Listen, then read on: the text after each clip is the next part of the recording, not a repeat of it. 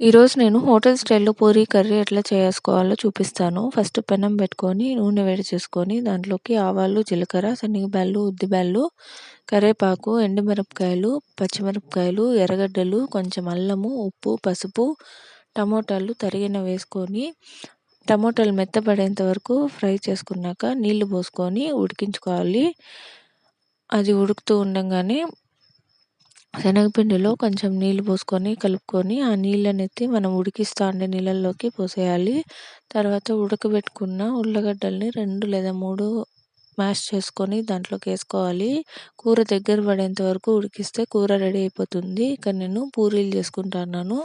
పూరీలు అప్పటికప్పుడు రుద్దుకొని వేసుకుంటే ఇట్లా పొంగుతాయి బాగా. ఇట్లా ప్లేట్లోకి పూరీలు వేసుకొని పక్కనే మనం చేసుకున్న ఆలు కర్రీ వేసుకొని ఒక రవ్వ పూరీ తుంచుకొని ఆ కర్రీలో అద్దుకొని తింటే సూపర్గా ఉంది. నచ్చితే సబ్స్క్రైబ్ చేసుకోండి.